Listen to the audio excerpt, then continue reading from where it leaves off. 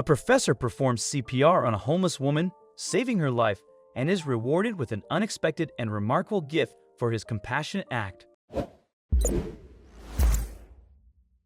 On a typical sunny morning in Florida, Professor Oliver Moore stood at the bus stop, anxiously checking his watch and flipping through his notes as he prepared for his morning class.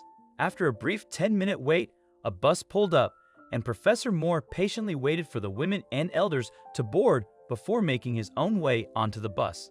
Once on the bus, he received a warm greeting from the driver, Peter Jenkins, who was often assigned on the morning shifts by his agency. "Good morning, Professor. Reading about those chemicals again?" he asked, looking at the notebook Professor Moore was holding. "Good day, Peter," Professor Moore replied with a smile. I was checking a few notes before the class. You doing well?" "All good, Prof. Come on in fast. If I'm late, my boss will kill me," Peter said as he gained control of the wheel, preparing to depart.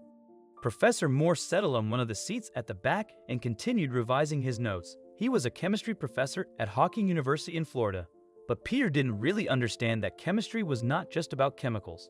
So every morning when he saw Professor Moore reading his notes, he thought the professor was reading about chemicals. Around 15 minutes later, the first stop of the day arrived. As some passengers disembarked, several others boarded, and it was amongst the new passengers that Professor Moore noticed a homeless woman.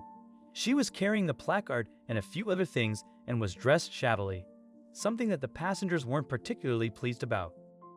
Some sneered at her for being homeless, while others began lashing out at her to get down. "How did a stinky bag like you even get the money to afford the ticket? My goodness, she reeks of garbage meat. Get away from me," an older woman complained, holding her nose. The woman felt terrible, and her eyes welled up. I'm not well. Can you please?" "Of course, you are not well," the older lady shot back. "You look disgusting from head to toe. What makes you think you can travel with us, huh?" "Look, ma'am."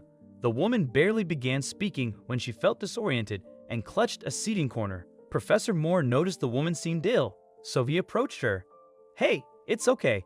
Let me help you," he said and reached out his hand for her to hold. She thanked him with a faint smile and was about to take his hand when she suddenly collapsed. "Oh no." Professor Moore held her before she collapsed on the floor and tried to stir her up, but there was no point. She wasn't waking up, and he noticed her breathing was gradually dropping. "Stop the bus now," he called out to Peter, "and call 911. This woman's getting a heart attack."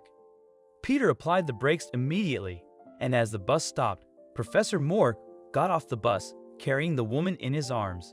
He laid her on the pavement and brought his mouth closer to hers to perform CPR. "Yuck." Someone snapped at him. "You're kissing a homeless bum?"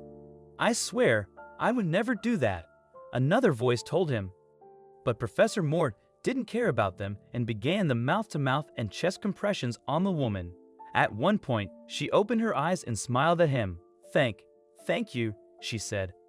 Fortunately, the paramedics arrived on the scene by then, and the woman was carried to the hospital. Professor Moore gave his contact to one of the doctors and said, "Let me know if she needs any help." 2 days later, he received a message from his bank stating that his account had been credited with $1 million. At first, he assumed it was a hoax, but his jaw dropped when he checked his account balance. It was real. He was a millionaire. Holy Jesus, he thought to himself.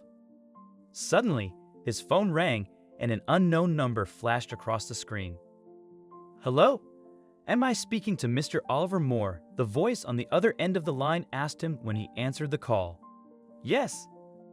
"Good morning, Mr. Moore. This is Andrew Lester. Thanks for helping my wife yesterday. She was on the bus, and I just found out that you saved her life by performing CPR." "Your wife? I'm sorry. I don't understand. Why would you just leave her on the streets then? Can't you actually?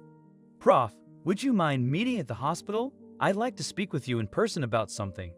I'm not sure I'm ready to talk about it like this, on a phone call. I'll send you the address."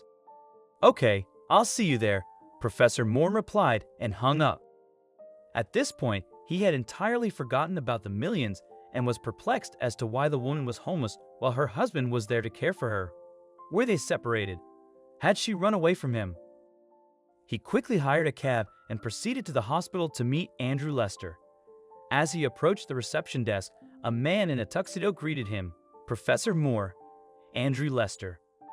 "I called you this morning," he said, extending his hand for a shake. "Oh yeah, Mr. Lester.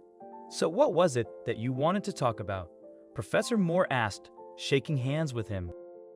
"Actually," he sighed, "my wife is not in good mental health. She'd run away from me a month before, and I'd done everything I could to find her, but there was no sign of her. I received a call from the hospital yesterday after the hospital authorities discovered my business card in her stuff. I have to say, Mr. Moore, I can't thank you enough.